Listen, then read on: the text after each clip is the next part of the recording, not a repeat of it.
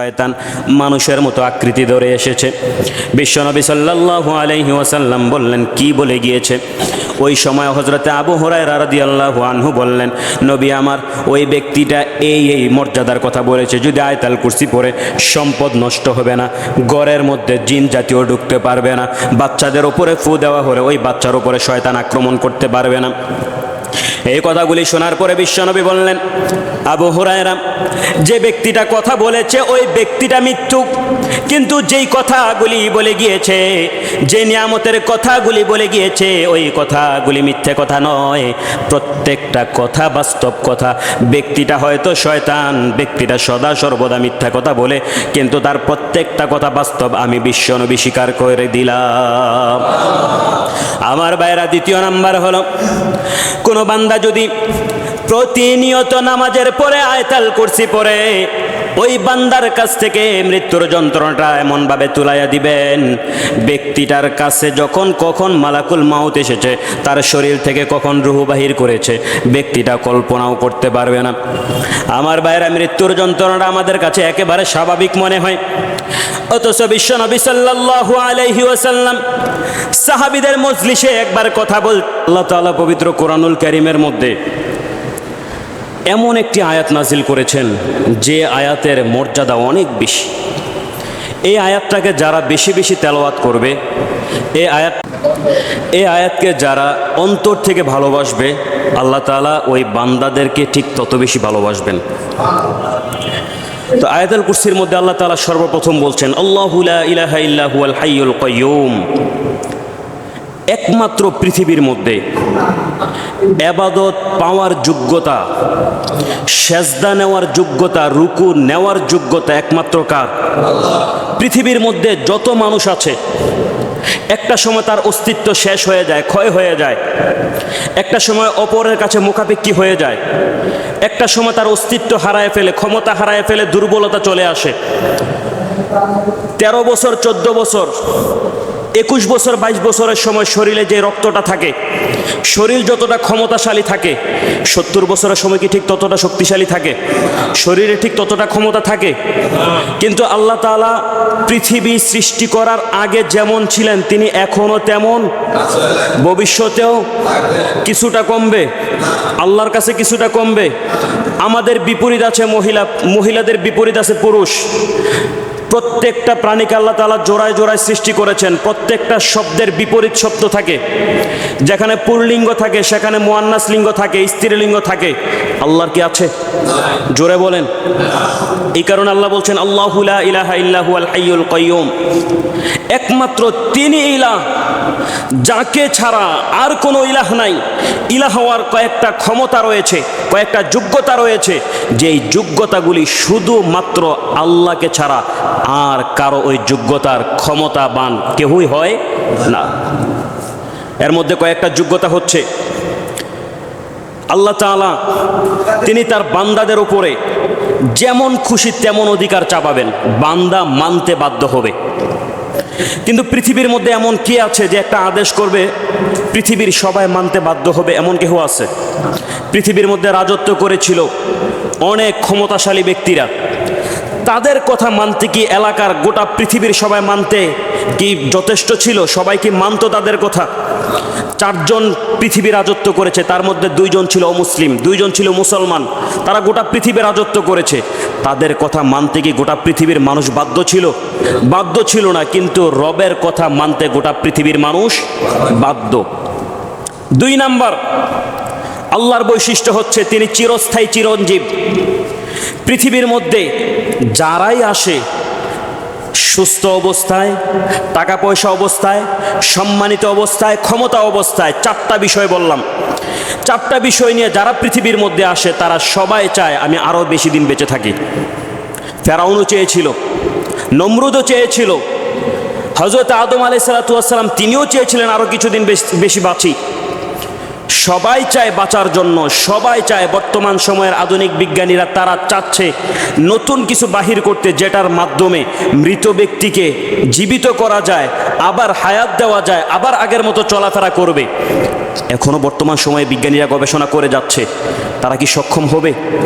জোরে বলেন, সক্ষম হবে? সক্ষম হবে না। কিন্তু একজন শুধুমাত্র, যিনি আগেও ছিলেন, এখনও আছে, তিনি পরেও থাকবেন, কতকাল থাকবেন, কতকাল ছিলেন, কত সময় ধরে আছেন, তার কোনো নিশ্চয়তা পৃথিবীর কেউই বলতে পারবে না। এরপর আল্লাহ বলছেন, লা তাখুযুহু সিনাতু ওয়ালা নাওম। এটা এমন একটি শক্তিশালী বিষয়।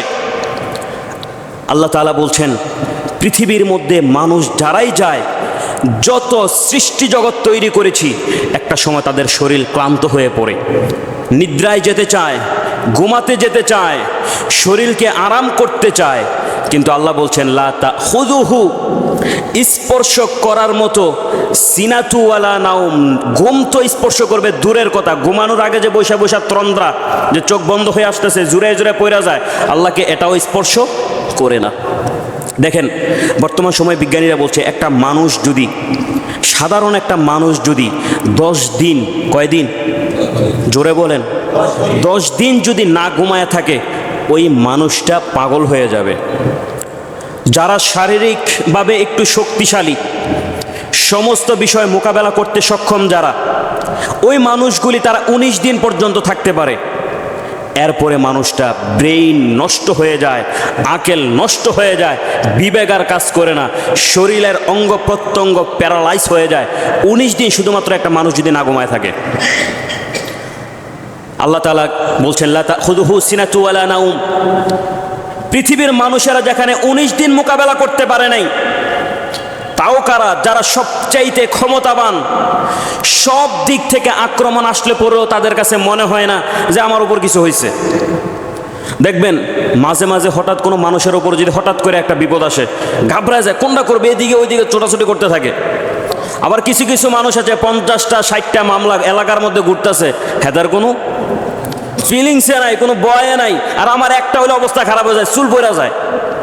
এরকম শক্তিশালী মানুষগুলি 19 দিন যাওয়ার পরে তারা দুর্বল হয়ে পড়ে, তারা তাদের শরীরের উপরে নিয়ন্ত্রণ হারায় ফেলে। আল্লাহ বলছেন, লা তাখুযুহু সিনাতু ওয়ালা নাওম। আমি এমন রব, আমি রবকে, ঘুম তো স্পর্শ করবে দূরের কথা, তন্দ্রাটাও আমি রবকে স্পর্শ করতে পারে না। সুবহানাল্লাহ। বর্তমান সময়ের গোটা পৃথিবীর মধ্যে তাকান, আমরা পৃথিবীর মধ্যে চলাফেরা কিভাবে করতেছি। ডাক্তারের কাছে আপনি অসুস্থ অবস্থায় যাবেন, বলবেন বেশি বেশি করে রেস্ট নেন, চিন্তা বাদ দেন, ঘুমটা একটু পর্যাপ্ত পরিমাণে নিয়ে আসেন। ঘুম না থাকার কারণে আপনার শরীরের অবস্থা এরকম অবস্থায় চলে আসছে। বর্তমান সময়ের মানুষ অসুস্থ হওয়ার পিছনে সবচাইতে বড় ভূমিকা হচ্ছে মানুষ না ঘুমানোর কারণে। এটা আমার থিওরি না, বর্তমান সময়ের চিকিৎসকের থিওরি। বেশিরভাগ মানুষ অসুস্থ হওয়ার পিছনে কারণ একটাই, মানুষ পরিমাণ মতো ঘুমায় না। এই একটা ঘুম না হওয়ার কারণে, শুধুমাত্র একটা জিনিস না হওয়ার কারণে 20 বছর বাড়িতে পারে না, শরীরের মধ্যে ডায়াবেটিস। 19 বছর যাইতে পারে না, শরীরের মধ্যে প্রেসার বাইরা যায়। 25 বছর হয়েছে, শুধুমাত্র একটা ভয়ানক কথা শুনলে হার্ট স্ট্রোক করে পড়া যায়। এগুলির পিছনে ঘুম কারণ। কি কারণ? ঘুম কারণ। বিজ্ঞানীরা তথ্য বাহির করে এগুলি বলছেন। আর আল্লাহ তাআলা এমন একটা কথা বলেছেন, আজ থেকে 3300 বছর পূর্ব বিজ্ঞানীরা বলেছিল, লা তাখুযুহু সিনাতু ওয়ালা নাওম। এই আয়াতটা তো অনর্থক নাজিল হয়েছে, কিন্তু এই 20 শতকে 2000-এর দিকে এসে বিজ্ঞানীদের জ্ঞান খুলে গিয়েছে। আয়াত গবেষণা করতে করতে তারা এমন একটা জিনিস পেয়েছে, এই আয়াতকে তারা গবেষণা করে তারা বলেছে, কোনো একটা মানুষ যদি পরিমাপ মতো ঘুমাতে পারে, ওই মানুষটা সহজে অসুস্থতা হবে না। সুবহানাল্লাহ। আমার ভাইয়েরা, আমাদের মাথার মধ্যে সাধারণ চিন্তাটা হয়তো ঢুকবে না, কি করে একটা মানুষ না ঘুমিয়ে থাকতে পারে। আমাদের তো মাঝে মাঝে এমন হয়ে যায়, সারাটা দিন কাজ করতে করতে যদি কাজের কিছু সময় আমাদের বাকি থাকে, কিছু কাজ যদি বাকি থাকে, আমরা রাত্রের 12টা 1টা 2টা পর্যন্ত যেদিন কাজ করে, তার পরের দিন আমাদেরকে আর খুঁজে পাওয়া যায় না। শুধুমাত্র রাতের অর্ধেকটা ঘুম হয় নাই বলে তারপরের দিন আমাদের শরীরের অবস্থা এমন হয়ে গেল। অথচ আল্লাহ তাআলা বলছেন, লা তাখুযুহু সিনাতু ওয়ালা নাওম। আমি রব, এমন আমি রবের এমন একটা বৈশিষ্ট্য রয়েছে, আমার ঘুমেরও প্রয়োজন হয় না, তন্দ্রাও হয় না। হযরতে মূসা আলাইহিস সালাতু ওয়াস সালাম আল্লাহকে ডাক দিয়ে বললেন, মাবুদ তুমি কি এমন একটা কথা বলেছ, তোমার কথাটা আমি বিশ্বাস করি কিন্তু অন্তর মানতে রাজি না, তবে তোমার প্রত্যেকটা কথা আমি মানি। যদি সম্ভব হয় তুমি যদি আমাকে দেখা দাও তাহলে আমার জন্য সহজ হয়ে যেত। আমার ভাইয়েরা, এই কথা বলার পরে আল্লাহ রাব্বুল আলামিন হযরতে মূসাকে বললেন, মূসা আমি জানি আমার প্রত্যেকটা কথার উপরে তোমার বিশ্বাস আছে। ইবলিস তোমাকে ধোঁকা দেওয়ার কারণে তোমার অন্তরের চিন্তা ভাবনা পরিবর্তন হয়ে গিয়েছে, তবে তোমার বিশ্বাসটা পরিপূর্ণ আমি রবের উপরে রয়েছে। তোমাকে শিক্ষা দিয়ে দেই, তুমি রাত্রিবেলা হাতের মধ্যে 2টা গ্লাস নিয়ে ঘুমাবা। হযরতে মূসা আলাইহিস সালাতু ওয়াস সালাম 2 হাতের মধ্যে 2টা গ্লাস নিলেন। রাতের গ্লাস নেওয়ার পরে যত গভীর হয় আস্তে আস্তে করে হযরতে মূসার চোখ লেগে আসছে, তন্দ্রা চলে আসছে। একটা সময় ঘুমাতে ঘুমাতে চেয়ারের মধ্যে বসা ছিল, একটু হেলান দিয়ে পড়ে গেলেন। হাত থেকে দোনোটা গ্লাস যখন জমিনের মধ্যে পড়ে চুরমার হয়ে গেল, হযরতে মূসা আলাইহিস সালাতু ওয়াস সালাম ওই অবস্থা দেখে তিনি ভয় পেয়ে গেলেন, আল্লাহর আদেশটা তো মানি নাই। আমার ভাইয়েরা, আল্লাহ রাব্বুল আলামিন হযরত ঈসা আলাইহিস সালাতু ওয়াস সালামকে বললেন, ঈসা ভয় পাওয়ার কোনো কারণ নেই, আমি জানি তোমার হাত থেকে গ্লাসটা পরে ভেঙে যাবে, ওই ক্ষমতা তোমাকে দেই নাই। শুধুমাত্র একটা শিক্ষা দেওয়ার জন্য তোমাকে আমি আদেশ করেছি, ওয়ালা তাদউ মা'আল্লাহি ইলাহান আখার কুল্লু শাইইন হালিকুন ইল্লা ওয়াজহা লাহুল হুকমু ওয়া ইলাইহি তুরজাউন। মূসারে শুধুমাত্র হাতের মধ্যে 2টা গ্লাস নিয়ে একটা রাত্র ঘুমানোর জন্য তোমাকে আদেশ করেছিলাম, একটা রাত্র শুধুমাত্র ঘুমাতে পারো নাই, তোমার হাত থেকে গ্লাসটা পড়ে গ্লাস ভেঙে গেল, পানিও পড়ে গেল। মূসা তোমার কি মনে হয় না এত বড় পৃথিবী, এত বিশ্ব জগৎ, এই জগতের মালিক যদি ঘুমায়া যায় তাহলে পৃথিবীর অবস্থাটা কেমন হবে? আমি যদি ঘুমায়া যাই শয়তান গোটা পৃথিবীটাকে লণ্ডভণ্ড করে দিবে। আমি যদি ঘুমায়া যাই শয়তান আমার মুমিন বান্দা বান্দি যারা রয়েছে তাদের ঈমান নষ্ট করে ফেলবে। আমি ঘুমাই না, আমার ঘুমেরও কোনো প্রয়োজন হয় না। অথবা আমি রব ছাড়া যদি অন্য কোনো রব থাকতো, গোটা পৃথিবী নষ্ট হয়ে যেত, গোটা পৃথিবী ধ্বংস হয়ে যেত। হযরতে মূসা আলাইহিস সালাতু ওয়াস সালাম রবকে ডাক দিয়ে বললেন, রব তোমার প্রত্যেকটা কথা আমি জানি, বিশ্বাস করি, তুমি আমাকে যে শিক্ষা দিয়েছো এখান থেকে আমি শিখতে পারলাম তুমি রব ঘুমাও না, তোমার রবের কোনো ঘুমেরও প্রয়োজন হয় না, তোমার রবের যেই ক্ষমতা রয়েছে ওই ক্ষমতা বোঝার মতো আমাদের জ্ঞান নাই। আমার ভাইয়েরা, আয়াতুল কুরসির মধ্যে আল্লাহ তাআলা এত চমৎকার আয়াত নাজিল করে দিলেন, লা তাখুযুহু সিনাতুন ওয়ালা নাওম। এটা আল্লাহ তাআলার একটা বিশেষ বৈশিষ্ট্য। আল্লাহ তাআলার অনেকগুলি ক্ষমতা রয়েছে, তার ক্ষমতা কত বেশি মানুষের জ্ঞান দিয়ে বোঝার কোনো শক্তি নাই, ক্ষমতা নাই। ক্ষমতাগুলির মধ্যে অন্যতম একটি ক্ষমতা হচ্ছে আল্লাহ তাআলার ঘুমেরও প্রয়োজন হয় না, তার তন্দ্রারও প্রয়োজন হয় না, তার শরীর তার কখনো তিনি দুর্বল হন না। গোটা পৃথিবী চালাতে গিয়ে কখনো তার শরীর ক্লান্ত হয়ে পড়ে না, তার অবস্থা ক্লান্ত হয়ে পড়ে না। আল্লাহ তাআলা বললেন, এই আয়াতের উপরে তোমরা বিশ্বাস করো, এই আয়াতের উপরে যদি বিশ্বাস রাখো আর অন্তর থেকে যদি মানতে পারো, আমি আল্লাহ রাব্বুল আলামিন তোমাদেরকে ভালোবেসে যাব। লা তাখুযুহু সিনাতু ওয়ালা নাওম। এরপর আল্লাহ বলছেন, লাহু মা ফিস সামাওয়াতি ওয়া মা ফিল আরদ। আসমান এবং জমিনের মধ্যে যা কিছু রয়েছে সব কিছুর মালিক কে? আল্লাহ তাআলা বলছেন, এই সমস্ত পৃথিবীর মালিক আমি, তোমরা যা জানো তোমরা যা জানো না সব কিছুর মালিক আমি। অথচ আল্লাহ তাআলা বলছেন সামনের দিকে আমাদের অবস্থা দেখেন, হঠাৎ করে যখন টাকা পয়সার আস্তে আস্তে আমরা মালিক হই, 3-4 কোটি টাকার মালিক হয়ে গেলে কিরে টাকাগুলি কোথায় রাখবো, রাত্রে বিছানার মধ্যে ঘুমাইতে গেলে এতগুলি সম্পদ কোথায় রাখবো চিন্তা করতে করতে আমাদের রাত পার হয়ে যায়। এরকম কি হয় না আমাদের? অথচ আল্লাহ তাআলা বলছেন, এত বিশ্ব জগৎ, কত সম্পদ রয়েছে জমিনের মধ্যে, আসমানের সম্পদ কত রয়েছে, বিজ্ঞানীরা তো ওই পর্যন্ত যেতেই পারে নাই। বিজ্ঞানীরা বলছেন, আমরা যতটুকু গবেষণা করে আসমান থেকে শুরু করে জমিন পর্যন্ত বাহির করেছি তা গোটা সৃষ্টি জগতের মাত্র 1%।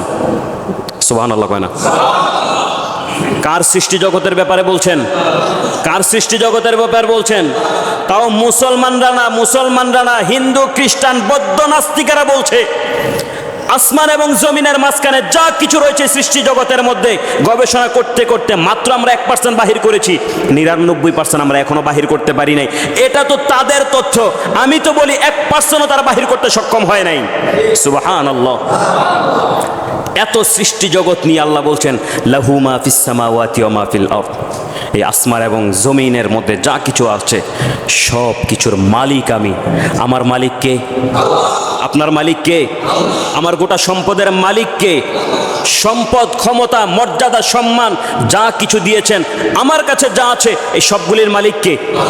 আল্লাহ তাআলা সব কিছুর মালিক। এরপরে আল্লাহ বলছেন মান যাল্লাযী ইয়াশফাউ ইনদাহু ইল্লা বিইذনিহি, এমন কে আছে? আল্লাহ বলছেন এমন কে আছে? ইয়াশফাউ ইনদাহু ইল্লা বিইذনিহি, আমার আদেশ ছাড়া, আমার অনুমতি ছাড়া আমার কাছে শাফায়াত করবে। সুবহানাল্লাহ। আল্লাহ তাআলা এই কথাটা স্বাভাবিকভাবে বললে পারতেন, আমি যদি অনুমতি না দেই তাহলে কেউ আমার কাছে সুপারিশ করতে পারবে না, সহজ ভাষা ছিল। আল্লাহ বলছেন এমন কে আছে, আমি রব যদি কাউকে শাফায়াত করার, সুপারিশ করার আদেশ যদি না দেই, এমন কার ক্ষমতা রয়েছে আমি রবের কাছে সুপারিশ করবে? তার মানে বোঝা গেল প্রত্যেকটা ব্যক্তি তার নিজের জন্য চিন্তা করতে হবে। নবী করিম সাল্লাল্লাহু আলাইহি ওয়াসাল্লাম তিনি আগে সব সময় সাহাবীদেরকে বলতেন, আমি প্রত্যেক দিন 70 বার করে আল্লাহর কাছে ইস্তেগফার করি। এই ইস্তেগফার করাটা রবকে খুশি করার জন্য ছিল, তার ভুলের কারণে নয়। রবকে খুশি করার জন্য ইস্তেগফার ছিল। ইস্তেগফারটা কেন করতেন? আল্লাহ তাআলা যেন খুশি হয়, হাসরের ময়দানে যেন আমার উম্মতের ব্যাপারে সুপারিশ করার জন্য আমাকে অতি তাড়াতাড়ি আদেশ করে দেয়। সুবহানাল্লাহ। আপনারা জানেন নবী করিম সাল্লাল্লাহু আলাইহি ওয়াসাল্লাম কাল কিয়ামতের দিন উম্মতেরা যখন চতুর্দিকে ঘোরাঘুরি করবে বিপদের মধ্যে পড়ে, আরশে আজিমের পাশেই মাকামে মাহমুদের নিচে তিনি সেজদায় পড়ে থাকবেন। আল্লাহ তখন ডাক দিয়ে বলবেন, নবী আমার কি চান বলেন, ইরফা রাসাক, মাথা তোলেন, ওয়াকুল তুসমা ওয়াশফা তুশাফা, আপনি বলেন কি চান, যা চাইবেন তাই দেব। নবী করিম সাল্লাল্লাহু আলাইহি ওয়াসাল্লাম দুনিয়ার মধ্যে থাকা অবস্থায় তার প্রত্যেকটা উম্মতকে বলেছেন কাল কিয়ামতের দিন কি অবস্থা হবে তুমি তোমার চিন্তা করো। আমরা অপেক্ষায় আছি, আমি ইমাম, কাল কিয়ামতের দিন আমার মুসল্লিরা আমার কাছে আসবে, আমি সুপারিশ করব। আমি আগে জান্নাতে যাব তো? আমি আগে জান্নাতে যাব তো? মান যাল্লাযী ইয়াশফাউ ইনদাহু ইল্লা বিইذনিহি, পৃথিবীর কারো ক্ষমতা নাই এই কথা বলার যে আমি সুপারিশ করব। তবে বলতে পারবে রব যদি আদেশ করে তুই সুপারিশ কর। সুবহানাল্লাহ। আমি ইমামকে আদেশ না করে যদি আমার মসজিদের সবচাইতে দুর্বল ব্যক্তিটাকেও যদি আল্লাহ তাআলা বলে তুই সুপারিশ কর, আমি ইমাম তাকায় থাকা লাগবে, কিচ্ছু করার থাকবে না।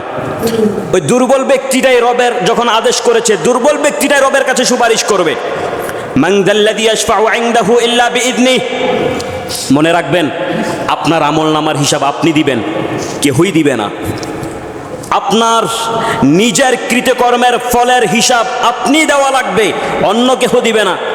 আপনার আমলনামার হিসাব আপনি দিবেন, আপনি কি করেছেন এটা আপনি আল্লাহর কাছে বলবেন। হাসরের ময়দানে আগে আল্লাহ আপনাকে জিজ্ঞাসা করবেন তুমি কি করেছো বলো।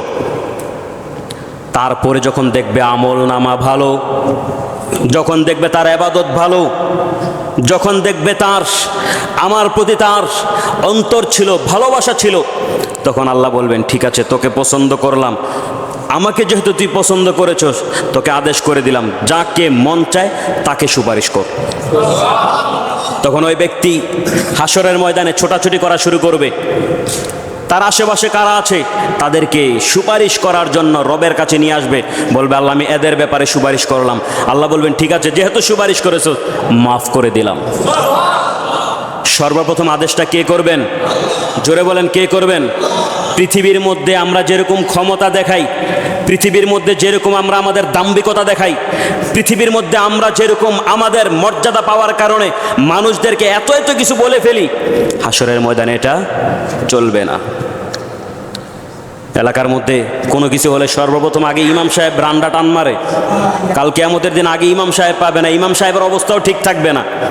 কাল কিয়ামতের দিন এমন অবস্থা হবে কত মানুষ জান্নাতের মধ্যে চলে যাবে, কিছু কিছু মানুষ তাকায় দেখবে জাহান্নামের মধ্যে কিছু লোক যাইতেছে, একটু বালা করে তাকায় দেখবে কিরে দুনিয়ার মধ্যে এরও অশূন্য কত কান্না করলাম, এরও অশূন্য তো নামাজের মধ্যে একা জাহান্নামের মধ্যে যায়।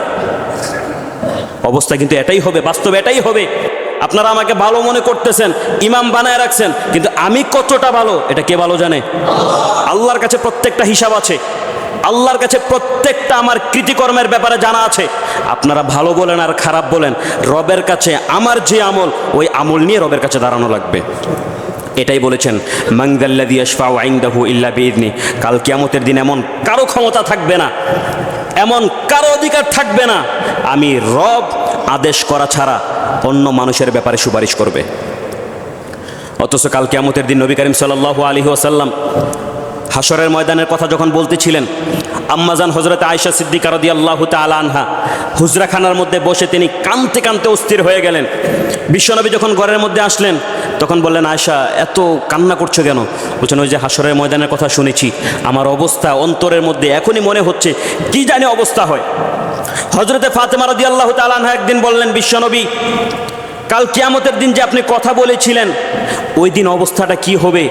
বিশ্বনবী সাল্লাল্লাহু আলাইহি ওয়াসাল্লাম বলছেন, হাশরের ময়দানে মানুষ শুধুমাত্র উপরের দিকে তাকায় থাকবে, উলঙ্গ অবস্থায় উঠবে, কোনো কাপড় থাকবে না।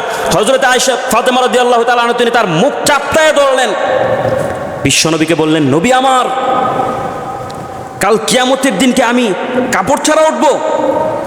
বিশ্বনবী বললেন, হ্যাঁ কাপড় ছাড়াই উঠবা তুমি। হযরতে ফাতেমা রাদিয়াল্লাহু তাআলা আনহা চোখটাকে এমনভাবে ধরলেন, বিশ্বনবীর চেহারার দিকেও তিনি তাকালেন না, নিচের দিকে তাকায় রইছেন। এমন সময় বিশ্বনবী সাল্লাল্লাহু আলাইহি সাল্লাম বললেন, ফাতেমা রে, এত লজ্জা পাওয়ার কোনো কারণ নাই, নিজেকে সংকোচবোধ মনে করার কোনো প্রয়োজন নাই। কাল কিয়ামতের দিন অবস্থাটা এমন হবে, প্রত্যেকটা মানুষ তার আমলনামার হিসাব নেওয়ার জন্য আরশে আজিমের দিকে তাকায় থাকবে, নিচের অবস্থা কি রয়েছে কোনো মানুষ চিন্তাও করতে পারবে না। হযরতে ফাতেমা রাদিয়াল্লাহু তাআলা তখন হাতটা ছাড়লেন। এই হচ্ছে হাশরের ময়দানের অবস্থা। ওই জায়গার মধ্যে কত ইমাম, কত মুসল্লি, কত নেতা, কত পীর, কত শাইখুল হাদিস, কত প্রিন্সিপাল, কত ভাইস প্রিন্সিপাল দাঁড়ায় থাকবে রবের কাছে আমল নামার হিসাব দেওয়ার জন্য। সুপারিশ করবে তো অন্যের ব্যাপারে দূরের কথা। মান যাল্লাযী ইয়াশফাউ ইনদাহু ইল্লা বিইذনি। হ্যাঁ, আল্লাহ তাআলা আদেশ করবেন যখন, ইল্লা বিইذনি, অবশ্যই তিনি আদেশ করবেন। যখন আদেশ করবেন, যাও তোমাকে সুযোগ করে দিলাম, তুমি বান্দাদের জন্য সুপারিশ করো, যার জন্য সুপারিশ করবে আমি কবুল করব। সুবহানাল্লাহ। তখন প্রিন্সিপালরা সুপারিশ করবে, তখন পীর সাহেবরা সুপারিশ করবে, ইমাম সাহেবরা তখন সুপারিশ করবে, তখন নেতারা সুপারিশ করবে, তখন মুসল্লিরা সুপারিশ করবে। তবে কখন? যখন আদেশ করবেন কে? আল্লাহ তাআলা যখন আদেশ করবেন। ইয়ালামু মা বাইনা আইদিহিম ওয়া মা খালফাহুম। আমার ভাইয়েরা, আল্লাহ রব্বুল আলামিন চমৎকার একটি কথা বলেছেন, জ্ঞানের কথা একটু মনোযোগ দিয়ে শুনেন। আল্লাহ তাআলা বলছেন, বান্দাদের সামনে এবং পিছনে যত প্রকাশ্য বিষয় রয়েছে, অপ্রকাশ্য বিষয় রয়েছে, সবগুলি একমাত্র জানেন তিনি কে। আল্লাহ তাআলা এই জায়গার মধ্যে সামনে এবং পিছনের কথা বলতে দুইটা বিষয় হতে পারে। এক নাম্বার হলো জমিনের মধ্যে যা কিছু রয়েছে, সব কিছু আমরা যা দেখতে পাই এটা হচ্ছে আমাদের সামনের বিষয়। আসমানের মধ্যে যা কিছু রয়েছে আমরা তা দেখতে পাই না, ওটা আমাদের পিছনের বিষয় হতে পারে। আরেকটা ব্যাখ্যা এমনও হতে পারে, আমাদের পূর্বে যত জ্ঞান রয়েছে, যা কিছু হয়েছে, আমার ভাইয়েরা সহজ ভাষায় আমি আপনাদেরকে বুঝাই। এই যে এখন আমি আপনাদের সামনে বসে আলোচনা করতেছি, 1 ঘন্টা আগে আমি বাসার মধ্যে কি করেছি আপনারা কেউই জানেন না। আপনারা কি করেছেন আমি জানি না, কিন্তু জানেন কে? জোরে বলেন, কে জানেন? প্রত্যেকটা ব্যক্তির ব্যাপারে এটা হচ্ছে আমাদের পিছনের বিষয়। এবার যত পিছনে যেতে পারে, আমার বাবা, দাদা, পূর্বপুরুষ, হযরতে আদম থেকে শুরু করে তার আগে আরো যত জ্ঞান রয়েছে, সবগুলির মালিক কে? সব কিছু জানেন কে? এবার আল্লাহ রাব্বুল আলামিন বলছেন, ও বান্দা, তোমার সামনে যা কিছু হবে, তোমাদের জীবনে যা কিছু ঘটবে, সামনে তোমার জীবনে যা হবে, পৃথিবীর কেউই জানে না, আমি জানি। একমাত্র চিল্লান দিয়ে বলেন তিনি কে? আমার ভাইয়েরা, এই জায়গায় খুব সূক্ষ্ম একটা বিষয় মনে রাখবেন। আমি আর আপনি হয়তো একটা সময় ভুল করতে করতে ভুলে যাই। এলাকার মানুষ হয়তো আমার ভুলের ব্যাপারে একটা সময়ে ভুলে যাবে, কিন্তু আমার রব কাল কিয়ামতের দিন মালিকের সামনে দাঁড়ানো লাগবে। আপনি যে ভুলের কথাগুলি ভুলে গিয়েছেন, আপনি যে অন্যায়ের কথাগুলি ভুলে গিয়েছেন, ওই বিষয়গুলি হয়তো আপনি ভুলে যেতে পারেন, কিন্তু যিনি আপনাকে সৃষ্টি করেছেন, গোটা পৃথিবী যিনি সৃষ্টি করেছেন, আপনার একটা ভুল, আমার একটা ভুলও তিনি কোনোদিন ভুলেন নাই। আমার ভাইরা, এই জায়গা থেকে আমাদের সতর্ক বিষয় হলো, আমরা প্রত্যেকটা কাজ করার সময় এমনভাবে করতে হবে যে কাজগুলির জন্য কাল কিয়ামতের দিন রবের কাছে হিসাব দেওয়া লাগবে। আল্লাহ তাআলা আমাদের প্রত্যেকটা বিষয় জানেন, প্রত্যেকটা বিষয় যিনি জানেন তার কাছে কোনোদিন কোনো কিছু লুকানো যাবে না। প্রত্যেকটা বিষয় তিনি প্রকাশ করে দিবেন, প্রত্যেকটা বিষয় তিনি জানেন। কাল কিয়ামতের দিন আমার ছোট ছোট ভুলগুলি পর্যন্ত তিনি দেখায়া দিবেন। এই ছোট ছোট ভুলগুলি থেকে আমরা বাঁচার চেষ্টা করব। যে ভুলগুলি হয়ে গিয়েছে ওই ভুলগুলির কারণে রবের কাছে আমরা তওবা করব, কান্নাকাটি করব, মাফ চাব। সামনে যাতে আমাদের কোনো ভুল না হয়ে যায়, কোনো অন্যায় যেন না হয়ে যায়, রবের কাছে সদা সর্বদা আমরা দোয়া করব।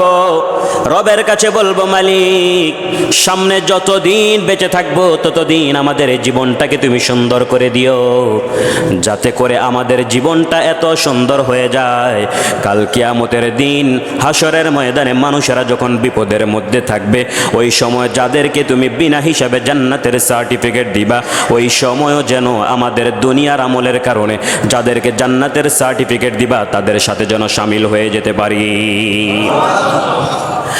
ولا يحيطون بشيء من علمه إلا بما شاء وسع كرسيه السماوات والأرض ولا يؤوده حفظهما وهو العلي العظيم। চিৎকার দিয়ে বলেন সুবহানাল্লাহ।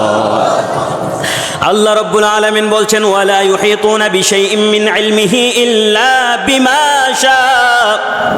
এমন কে রয়েছে আমার জ্ঞান থেকে কোনো কিছুকে সে নিজে আয়ত্ত করতে পেরেছে, অথচ আমি রব আদেশ করি নাই। আমার ভাইয়েরা, পৃথিবীর মধ্যে যাবতীয় যত জ্ঞান আছে, ওই জ্ঞানটা পড়ালেখার জ্ঞান হতে পারে, ওই জ্ঞানটা সামাজিক জ্ঞান হতে পারে, রাষ্ট্র চালানোর জ্ঞান হতে পারে, ওই জ্ঞানটা পরিবার চালানোর জ্ঞান হতে পারে।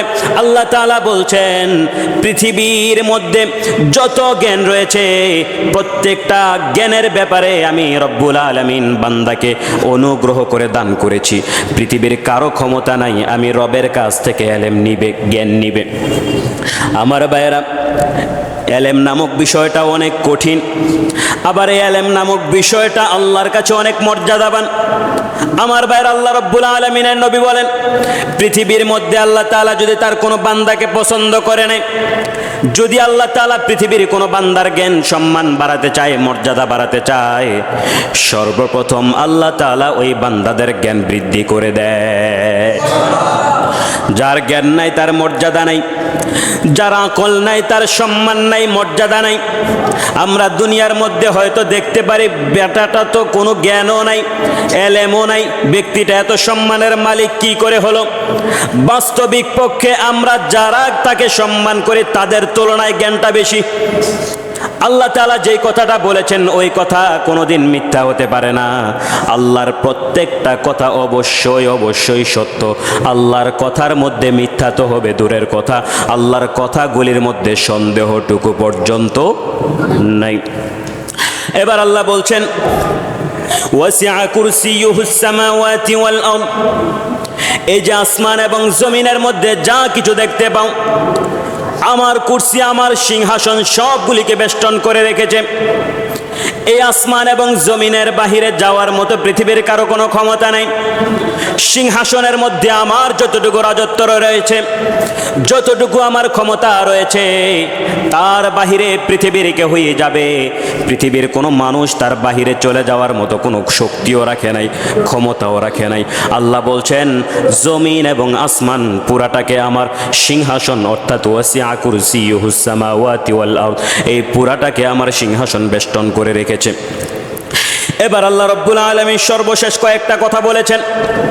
যেই প্রশ্নগুলি আমাদের ভিতরে আসতে পারে, জ্ঞানী হলে, আকলবান হলে যে প্রশ্নগুলি আমাদের মধ্যে ঢুকবে, সেই প্রশ্নের জবাব দিয়েছেন। আমাদের ভিতরে প্রশ্নগুলি আসতে পারে, তার মধ্যে একটি প্রশ্ন হলো, এত বড় সিংহাসন, এত বড় সৃষ্টি জগৎ, এত সম্মানিত জিনিস, এত এত সম্পদ, আমাদের সামান্য কিছু সম্পদ হলে ওই সম্পদকে রক্ষণাবেক্ষণ করার জন্য আমাদের আরেকটা চিন্তা করতে হয়, আরেকটা সময় বাহির করতে হয়, এটার জন্য আলাদা চিন্তা ভাবনা করতে হয়। একটা সময় আমাদের সম্পদ বেশি হওয়ার কারণে চিন্তা করতে করতে অনেক সময় দেখা যায় ঘুমও হয় না, ঘুম না হওয়ার কারণে অসুস্থ হয়ে পড়ি। এবার রবকে প্রশ্ন করেন, মালিক আপনার যে এত সৃষ্টি জগতের মধ্যে এত সম্পদ রয়েছে, এই সম্পদ পরিচালনা করতে গিয়ে আপনার কি কোনো কষ্ট হয়ে যায় নাকি? আপনি বলেছেন আপনার ঘুমেরও প্রয়োজন হয় না, তন্দ্রাও হয় না, এতে কি আপনার কষ্ট হয় নাকি? আপনি চিরস্থায়ী চিরঞ্জীব, এই যে আপনি অনন্তকাল ছিলেন, অনন্তকাল থাকবেন, এই ব্যাপারে আপনার কোনো কষ্ট হয় নাকি? এই প্রশ্নটা আমরা করতে পারি। আল্লাহ তাআলা এই কারণেই শেষের আয়াতের মধ্যে বলে দিয়েছেন, ওয়ালা ইয়াউদুহু হিফযুহুমা, আমার এই সৃষ্টি জগৎকে পর্যবেক্ষণ করতে আমি রবের বিন্দু পরিমাণেও কষ্ট হয় না। এই কারণেই তো দেখা যায় রবের রহমত যত জায়গায় থাকে তত জায়গার জিনিসগুলা সুন্দরভাবে থাকে।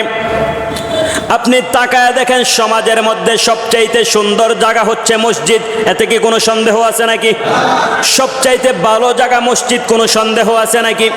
মসজিদের মধ্যে তাকায় দেখেন সদা সর্বদা আল্লাহর রহমত নাজিল হয়, সদা সর্বদা আল্লাহ তাআলার রহমত দিয়ে মসজিদটাকে বেষ্টন করে রাখে।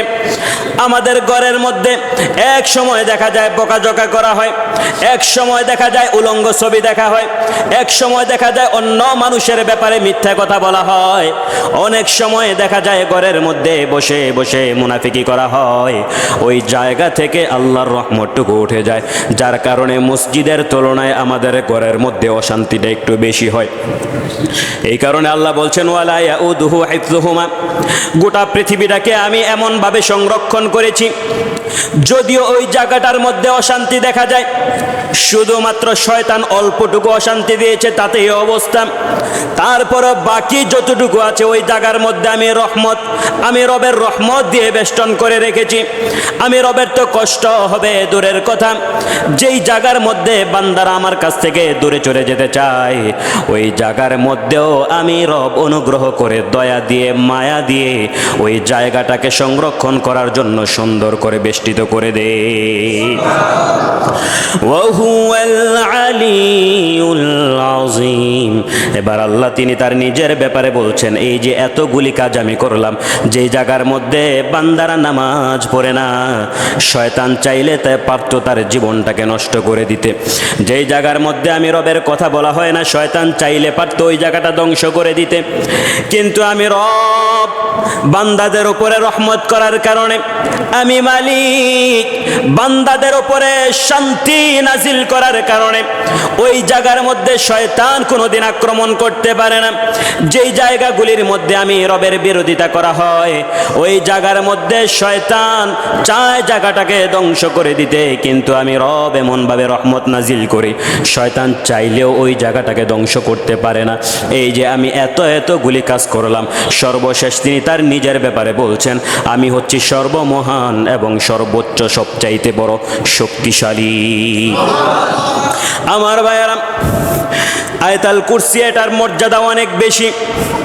বিশ্বনবী সাল্লাল্লাহু আলাইহি ওয়াসাল্লাম বলেন, কোন বান্দা যদি রাত্রিবেলা ঘুমাতে যায়, পাক পবিত্র হয়ে বিছানার মধ্যে শুয়ে কোন বান্দা যদি আয়াতুল কুরসি পড়ে শরীরের মধ্যে ফু দিয়ে ঘুমিয়ে যায়, সকাল পর্যন্ত, ফজরের আজান পর্যন্ত ওই বান্দাটাকে পাহারা দেওয়ার জন্য আল্লাহ তাআলা সাথে সাথে দুইজন ফেরেশতাকে নাজিল করে দেয়।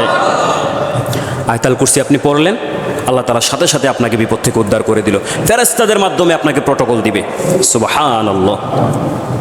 আয়াতুল কুরসির অনেকগুলি ফজিলত রয়েছে, তার মধ্যে আরেকটা ফজিলত হচ্ছে, বান্দা কোন সম্পদ রক্ষণাবেক্ষণ করার পরে, একসাথে রাখার পরে আয়াতুল কুরসি পরে যদি ওই সম্পদের উপরে ফু দিয়ে দেয়, জিন জাতি এবং শয়তান জাতি কোনোদিন ওই সম্পদ থেকে সম্পদ কমাতেও পারবে না, বাড়াতেও পারবে না। সুবহানাল্লাহ। তৃতীয় নাম্বার, কোন বান্দা যদি আয়াতুল কুরসি পড়ে রাস্তা দিয়ে একা একা যাওয়ার সময় যদি মনে হয় এই জায়গার মধ্যে জিন আমার উপর আসর করতে পারে, শয়তান আমার উপর আসর করতে পারে, বান্দা যদি ওই সময় আয়াতুল কুরসি পড়ে আল্লাহ তাআলা শয়তানের দোকা থেকে, জিনের দোকা থেকে ওই বান্দাটাকে মুক্ত করে দিবেন। সুবহানাল্লাহ। মাঝে মাঝে দেখা যায় জিনে দৌড়ে, ওই সময় কিচ্ছু করার দরকার নেই, আপনি আয়াতুল কুরসি পড়ে ফু দেন, দেখবেন সাথে সাথে ভালো হয়ে গেছে। আপনি কোথায় যাচ্ছেন, বাচ্চা কান্নাকাটি করতেছে অনার্থক, আয়াতুল কুরসি পড়ে ফু দেন, দেখবেন সাথে সাথে ভালো হয়ে গেছে। এই আয়াতুল কুরসির অনেক মর্যাদা রয়েছে। তার মধ্যে আরেকটা মর্যাদা হচ্ছে, যে ব্যক্তিটা প্রতিনিয়ত আয়াতুল কুরসি পড়ে ওই ব্যক্তিটাকে আল্লাহ তাআলা মৃত্যুর যন্ত্রণা থেকে মুক্ত করে দেয়। সুবহানাল্লাহ। সবচাইতে বড় সুসংবাদ হচ্ছে, প্রত্যেক নামাজের পরে যারা আয়াতুল কুরসি পড়ে ওই ব্যক্তিটা মৃত্যুবরণ করতে দেরি হয়, রবের জান্নাতে যেতে দেরি হয় না। কবরের মধ্যে রাখা হয়, কবরটার সাথে সাথে প্রশস্ত হয়ে যায়। আল্লাহ তাআলার ফেরেশতারা বলেন আল্লাহ তার তো হিসাব লাগবে, আল্লাহ বলেন আয়াতুল কুরসি পড়েছে। দেখবেন খারাপ লোকেরা ভালো বিষয়ের উপর আমল করতে পারে না। যদি আপনাদের কাছে মনে হয় এই কথাগুলি শুনলে কেমন কেমন এত এত অন্যায় কাজ করে, যারা এরকম অন্যায় কাজ করে এই ভালো নেক আমলগুলি তারা করতে পারে না, প্রতিনিয়ত তারাই করে যাদের অন্যান্য বিষয়গুলি ভালো আছে। আল্লাহ তাদেরকেই কবুল করে যাদের বিষয়গুলি রবের কাছে বেশি পছন্দনীয়। হয়তো আমার কাছে, আপনার কাছে ওই ব্যক্তিটার অন্যান্য বিষয়গুলো খারাপ লাগতে পারে, শোনার পরে এমন মনে হতে পারে কিরে এত 5 ওয়াক্ত নামাজের পর আয়াতুল কুরসি পড় এত না এটা করলো। ওই ব্যক্তিটার চলাফেরা আমার কাছে, আপনার কাছে খারাপ হতে পারে, কিন্তু ব্যক্তিরা সত্যিকার অর্থে যদি আয়াতুল কুরসি প্রতিনিয়ত পড়তে পারে অবশ্যই অবশ্যই বিশ্বাস করে নেবেন তার এমন কোনো আমল রব এতটা বেশি পছন্দ করে নিয়েছে যে পছন্দের কারণে আল্লাহ তাআলা তাকে এত বড় নিয়ামত দান করেছে। আমার ভাইয়েরা, বিশ্বনবী সাল্লাল্লাহু আলাইহি ওয়াসাল্লাম একদিন হযরত আবু হুরায়রাকে ডাক দিয়ে বললেন, সাদাকাতুল ফিতরের কিছু খেজুর রয়েছে, ওই খেজুরগুলি তোমার কাছে রাখো। হযরত আবু হুরায়রা ওই খেজুরগুলি একটা ঘরের মধ্যে নিয়ে রাখলেন। ঘরে রাখার পরে তিনি রাত্রিবেলা ওই খেজুরগুলি পাহারা দেওয়া শুরু করলেন। বিশ্বনবী তার হুজরাখানায় চলে গেলেন। হযরত আবু হুরায়রা রাত্রিবেলা নামাজ পড়ার জন্য যখন উঠলেন, তিনি তাকায়া দেখলেন একটা কে যেন মানুষ, ওই ব্যক্তিটা ওই খেজুর থেকে হযরত আবু হুরায়রার কাছ থেকে আদেশ না নিয়ে, অনুমতি না নিয়ে খেয়ে যাচ্ছে। হযরত আবু হুরায়রা ওই ব্যক্তিটাকে ডাক দিয়ে বললেন, তুমি এদিকে আসো, তোমাকে বিশ্বনবীর কাছে নিয়ে যাব, এটা বিশ্বনবীর খেজুর। ওই ব্যক্তিটা তখন বলল, আমাকে বিশ্বনবীর কাছে নেওয়ার দরকার নাই, আমি দরিদ্র মানুষ, এটার প্রাপ্য আমি ছিলাম, আর কোনোদিন খাবো না, আমাকে মুক্ত করে দেন। আমার ভাইয়েরা, হযরত আবু হুরায়রা তারপরের দিন বিশ্বনবীর কাছে এই ঘটনা বললেন। দ্বিতীয় রাত্রিবেলা একই কাহিনী হলো, তৃতীয় রাত্রিবেলা আবার একই কাহিনী হয়ে গেল প্রথম রাত্রির মতো। হযরত আবু হুরায়রা রাদিয়াল্লাহু তাআলা আনহু ওই সময় ওই যে ব্যক্তিটা এসেছিল তার হাতটার মধ্যে এমন করে চাপ দিয়ে ধরলেন।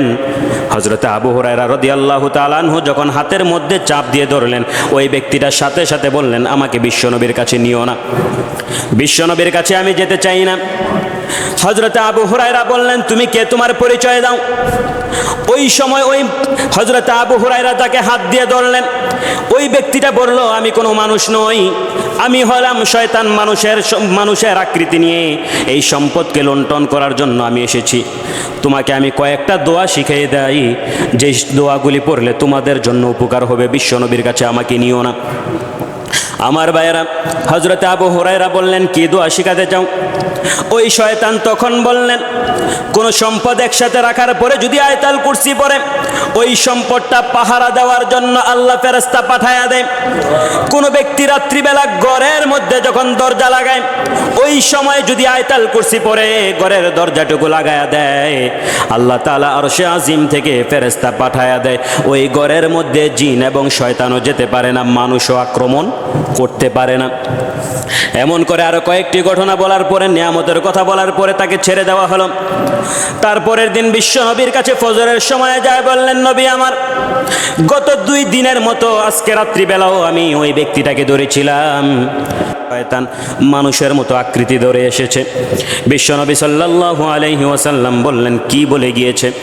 ওই সময় হযরতে আবু হুরায়রা রাদিয়াল্লাহু আনহু বললেন, নবী আমার, ওই ব্যক্তিটা এই মর্যাদার কথা বলেছে, যদি আয়াতুল কুরসি পড়ে সম্পদ নষ্ট হবে না, ঘরের মধ্যে জিন জাতীয় ঢুকতে পারবে না, বাচ্চাদের উপরে ফু দেওয়া হলে ওই বাচ্চার উপরে শয়তান আক্রমণ করতে পারবে না।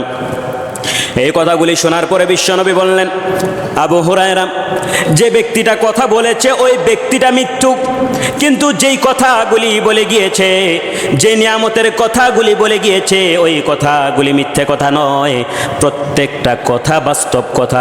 ব্যক্তিটা হয়তো শয়তান, ব্যক্তিটা সদা সর্বদা মিথ্যা কথা বলে, কিন্তু তার প্রত্যেকটা কথা বাস্তব। আমি বিশ্বনবী স্বীকার করে দিলাম। আমার ভাইরা, দ্বিতীয় নাম্বার হলো, কোন বান্দা যদি প্রতিনিয়ত নামাজের পরে আয়াতুল কুরসি পড়ে, ওই বান্দার কাছ থেকে মৃত্যুর যন্ত্রণাটা এমনভাবে তুলাইয়া দিবেন, ব্যক্তিটার কাছে যখন কখন মালাকুল মাউত এসেছে, তার শরীর থেকে কখন রূহ বাহির করেছে, ব্যক্তিটা কল্পনাও করতে পারবে না। আমার ভাইরা, মৃত্যুর যন্ত্রণাটা আমাদের কাছে একেবারে স্বাভাবিক মনে হয়, অথচ বিশ্বনবী সাল্লাল্লাহু আলাইহি ওয়াসাল্লাম সাহাবীদের মজলিসে একবার কথা বললেন, আমার পরিচয়টা কিভাবে পেয়েছো এটা বলো। হযরতে শাম বললেন, আমি আপনার পরিচয়টা আমার বাবার কাছ থেকে শুনেছি। আমার বাবা বারবার আমাদের কাছে বলেছে, একটা সময় এমন একজন নবী আসবে যার নাম হবে ঈসা। মানুষের কবরের পাশে যায় দাঁড়ায়া মানুষগুলিকে ডাক দিবেন আর কবর থেকে উঠে যাবে। তোমার ভাগ্য যদি ভালো হয়, এমনও হতে পারে ঈসা তোমাকেও ডাক দিতে পারে। আমি বুঝতে পেরেছি আমার বাবার কথাটা সত্য হয়ে গিয়েছে। আপনি ঈসা আলাইহিস সালাতু ওয়াস সালাম আর আমি হলাম শাম। হযরত ঈসা আলাইহিস সালাতু ওয়াস সালাম হযরত নূহ নবীর সন্তানের দিকে তাকালেন ভালোভাবে, তাকায়া দেখলেন তার দাড়িগুলি সাদা হয়ে রয়েছে, তার চুলগুলি সাদা হয়ে রয়েছে। আমার ভাইরা, ছোট্ট একটা কথা শোনেন, নূহ আলাইহিস সালাতু ওয়াস সালামের যুগে কোনো মানুষের চুল সাদা হতো না, দাড়িও সাদা হতো না। এটা আল্লাহর পক্ষ থেকে একটা নিয়ামত ছিল। হযরত ঈসা আলাইহিস সালাতু ওয়াস সালাম যখন শুনলেন শাম হযরতে নূহ নবীর সন্তান, অথচ তাকায়া দেখলেন তার দাড়ি সাদা, চুল সাদা, এটা কি করে হতে পারে? হযরত ঈসা বললেন, তোমার দাড়ি তো সাদা হওয়ার কথা না যদি তুমি নূহ নবীর সন্তান হয়ে থাকো। হযরতে ঈসা আলাইহিস সালাতু ওয়াস সালামের কাছে শাম বললেন, নবী আমার শোনেন, আমার দাড়িগুলি কালো ছিল, চুলগুলিও কালো ছিল। মালাকুল মাউত যখন আমার সামনে এসেছিল, মৃত্যুর যন্ত্রণাটা আমার কাছে এত বেশি ছিল, আমার কলিজা পর্যন্ত থরথর করে কাঁপা শুরু করেছিল। মালাকুল মাউত যখন আমার শরীরের উপরে হাত রাখে, মালাকুল মাউত আমার শরীর থেকে রূহটা বাহির করার জন্য শরীরের উপরে যখন হাতটা রাখে, শরীরটা আমার এমনভাবে ব্যথা দিয়ে উঠল, এতটা ভয় পেয়ে গেলাম, এতটা পেরেশানি হয়ে গেলাম, যেই পেরেশানির কারণে মুহূর্তের মধ্যে আমার চুল সাদা হয়ে গিয়েছে, আমার দাড়িগুলি সাদা হয়ে গিয়েছে। হযরতে নূহ আলাইহিস সালাতু ওয়াস সালামের সন্তানের কথা, হযরতে শামের কথা শোনার পরে হযরতে ঈসা আলাইহিস সালাতু ওয়াস সালাম বললেন, অবশ্যই অবশ্যই তুমি সত্য কথা বলেছো। বিশ্বনবী তখন সাহাবীদেরকে বললেন, ও সাহাবীরা, আমি রবের কাছে দোয়া করেছিলাম আমার উম্মতের জন্য মৃত্যুর সময় কষ্টটা অত বেশি না দেওয়া হয়। তোমরা তাকায়া দেখো হযরতে শামের ব্যাপারে ঈসা আলাইহিস সালাতু ওয়াস সালাম কি বলেছে। এতটা কঠিন ভয়াবহতা ছিল, এতটা কঠিন পেরেশানির মধ্যে হয়ে গিয়েছিল, শরীরের কালো পশমগুলি মুহূর্তের মধ্যে সাদা হয়ে গিয়েছে। মৃত্যুর যন্ত্রণা অনেক কঠিন, অনেক কঠিন, অনেক কঠিন। কোনো বান্দা যদি চায় মৃত্যুর যন্ত্রণা থেকে মুক্ত পেতে, কোনো বান্দা যদি চায় মৃত্যুর যন্ত্রণা থেকে নিজেকে বাঁচায়া দিবে, ওই বান্দাটা যেন প্রত্যেক দিন 5 ওয়াক্ত নামাজের পরে সালাম ফিরানোর পরে ওই জায়গার মধ্যে বসে বসে যেন আয়াতুল কুরসি পাঠ করে দেয়। আর এটা যদি পাঠ করে, আল্লাহ তাআলা ওই বান্দার মৃত্যুর সময় যত কষ্ট আছে সমস্ত কষ্টগুলি দূর করে দিবে। আমরা পারবো না ইনশাআল্লাহ আয়াতুল কুরসি পড়তে? 5 ওয়াক্ত নামাজের পরে আমরা পড়ব, যতটুকু সময় লাগুক। ইমাম সাহেব মুনাজাত নিয়ে নেক, সমস্যা নাই। মুনাজাতের পরেও আপনি বসে বসে আয়াতুল কুরসি পড়েন। এরপরও ইমাম সাহেব মোটামুটি একটু সময় নিয়ে মুনাজাতটা নেয়, যাতে কিছু আমল করা যায়। বেশি সময় তো দেওয়া যাবে না, কারণ অনেক মানুষ অনেক ব্যস্ততা থাকতেই পারে। ইমাম সাহেবের এটাও দায়িত্ব অন্য মুসল্লিদের কাজের ব্যাপারে সতর্ক থাকা। এই সতর্ক নিয়ে ইমাম সাহেব সবার চিন্তা ভাবনা করবে। ইমাম সাহেব হয়তো একটা সময় মুনাজাত নিয়ে নিবে, কিন্তু তারপরে আপনি বসে বসে আয়াতুল কুরসি পড়েন। এই আয়াতুল কুরসি যদি পড়েন, আপনার মৃত্যুর যন্ত্রণা দূর হবে, আপনার কষ্ট দূর হবে, আপনার যত সংকোচ আছে সবগুলি দূর করে দিবে। বাচ্চা যদি বিপদের মধ্যে থাকে, আয়াতুল কুরসি পড়ে আপনি ফু দেন। ইমাম সাহেবের কাছে আপনি একটু পরে আনেন, আগে আপনি নিজে নিজে করার চেষ্টা করেন। আপনার সন্তানের জন্য আপনার ফুটা সবচাইতে বেশি কাজ করবে, যতটা ইমাম সাহেবের থেকে বেশি কাজ করবে আপনার ফুয়ে। কারণ আপনি বাবা, আপনি মা। এখন বাচ্চাদের গাইনা বলে হুজুর একটা ফু দেন, নিয়ে আসবেন, কোনো সমস্যা নাই, কিন্তু এই ফু দেওয়ার আগে আপনি বাবা মা আগে একটা ফু দেন। সূরা ফাতিহা পড়েন, আয়াতুল কুরসি পড়েন, পরে আপনি ফু দেন। এরপরে যদি মনটা বলে না ইমাম সাহেবের কাছ থেকে নিয়ে আসলে আমার একটু ভালো লাগবে, তারপরে পাঠান, আগে আপনি দেন। আমি দেব না এই কথা বলছি না, আমি আপনাদেরকে বলছি, আপনি বাবা, আপনি আপনার সন্তানকে ফু দেন, অনেক উপকার হবে। সন্তান কোথাও ব্যবসা করতে যাচ্ছে, আয়াতুল কুরসি পরে আপনি আপনার সন্তানের বুকটার মধ্যে একটা ফু দিয়ে দেন, দেখবেন ব্যবসার মধ্যে বরকত বাড়ায় দিবে কে? সন্তান পরীক্ষা দিতে যাচ্ছে, ইমাম সাহেবের কাছে পাঠানোর আগে আপনি আগে একবার সূরা ফাতিহা আয়াতুল কুরসি পরে ফু দিয়ে দেন, দেখবেন ইমাম সাহেবের ফু দেওয়ার কারণে যতটা না উপকার হচ্ছে, আপনি বাবা, আপনি মা ফু দেওয়ার কারণে তার থেকে বেশি উপকার হবে। আয়াতুল কুরসির আমল তো আমরা জানি না। এখন আমরা এগুলির মধ্যে কি লাগাইছি? আয়াতুল কুরসির মধ্যে ওই জিনের তাবিজ, বাচ্চার তাবিজ, এরপর ওই বউ গেছে বউ আনার তাবিজ, ব্যবসার মধ্যে সমস্যা হইতেছে, ব্যবসা লাভ করার তাবিজ। না, তাবিজ ব্যবহার আপনি পরে করেন। কিছু সংকীর্ণতা আছে, আমি তাবিজের বিরোধিতা না, তবে তাবিজ ব্যবহারের কিছু শর্ত সাপেক্ষ আছে। তাবিজ যিনি দিবেন তারও কিছু শর্ত আছে। আমাদের বর্তমান সময় তা লাগে না, আসছে 10,000 টাকা দিবে, তাবিজ আমি দিয়ে দেব, আমার পকেট গরম, তাবিজ দিয়ে দিলাম, কোনো সমস্যা নেই। আমাদের মাঝখানেও সমস্যা আছে, যারা ব্যবহার করে তাদের মাঝখানেও সমস্যা আছে। সব সমস্যা সমাধান করার জন্য আয়াতুল কুরসি আপনি পড়েন, সব সমস্যা সমাধান হয়ে যাবে। ইমাম সাহেবকে, ওই হুজুরকে যায় কেন 10,000 টাকা আপনি দিবেন? হ্যাঁ, আপনার যদি দিতে মনে চায় একজন আলেম, তাকে দিলে ভালো লাগবে, আপনার শান্তি হবে, আপনি এমনিতে দেন। কিন্তু ওই তাবিজ এই না, এটা কইরা ওইটা কইরা, এটা কেন করতে হবে? আপনি আয়াতুল কুরসির আমল করেন, দেখবেন কতটা উপকার আপনি পান, কতটা ফায়দা আপনি পান। ঘরের মধ্যে বসে বসে আপনি আয়াতুল কুরসি পড়েন, আপনার নিজের শরীরটাকে বন্ধ করেন। অনেক মানুষ এসে বলে হুজুর রাত্রিবেলা ঘুমের মধ্যে এই স্বপ্ন দেখি। আপনি ঘুমানোর আগে আয়াতুল কুরসি পড়েন, আপনার ঘুম ভেঙে গেছে, হঠাৎ করে ওঠেন, শরীর অনেক সময় দেখা যায় এত ভয়ঙ্কর স্বপ্ন, ওঠার পরও শরীর থেকে ঘাম ঝরতে থাকে। আপনি আউযু বিল্লাহি মিনাশ শাইতানির রাজিম পড়ে 3 বার বাম দিকে ছোট ছোট করে থুতু ফালান, ফালায় সাথে সাথে আয়াতুল কুরসি পড়েন, শরীরটা বন্ধ করে দেন। শয়তান কি, জিন কি, তাদের শক্তিধর জিনদেরও কোনো ক্ষমতা নাই আপনাকে আঘাত করবে। বরঞ্চ আপনাকে যখন ইবলিস, শয়তান, জিন আঘাত করতে আসবে, আয়াতুল কুরসি পড়ার কারণে যখন তারা আসবে, ওই যে আল্লাহ তাআলা ফেরেশতা পাঠিয়ে দিয়েছেন, ওই ফেরেশতাগুলি জিনদেরকে ধরে ধরে আটকায় রাখবে। তখন একটা সময় চিন্তা করবে যে না, ও সবসময় আয়াতুল কুরসির আমল করে, তার কাছে যাওয়া যাবে না। ইবাদতের একটা শক্তি আছে, যে ইবাদত যত বেশি করা হয়, ওই ইবাদতের শক্তিটা তত বেশি হয়, ওই ইবাদতের মর্যাদা রবের কাছে তত বেশি হয়, ওই ইবাদতের শান, মান, মর্যাদা অনেক বেশি হয়। দুনিয়ার মধ্যে সবচাইতে বেশি আয়াতুল কুরসি যারা পড়বে, কাল কিয়ামতের দিন আল্লাহ তাআলা সবচাইতে বেশি ওই বান্দাদেরকে বেশি পছন্দ করবে। ইনশাআল্লাহ আমরা পারবো না 5 ওয়াক্ত নামাজের পর আয়াতুল কুরসি পড়তে? ইনশাআল্লাহ পারবো তো? আমরা যেখানে যাই, ঘর থেকে বাহির হব, কি পড়বো? জোরে বলেন। ব্যবসা করতে যাব, ব্যবসায় উন্নতি হওয়ার জন্য আমরা কি পড়বো? আয়াতুল কুরসি পড়বো। এই আয়াতুল কুরসির কারণে আল্লাহ তাআলা আমাদেরকে যাবতীয় বিপদ থেকে মুক্ত করে দিবে, ব্যবসায় বরকত বাড়ায় দিবে, ব্যবসায় উন্নতি দিবে, যত লস ছিল সব লসের রাস্তাগুলি বন্ধ করে দিবে। আল্লাহ রাব্বুল আলামিন আমাদের সবাইকেই বেশি বেশি করে আয়াতুল কুরসি পাঠ করার তৌফিক দান করুক। সকলে বলেন আমিন।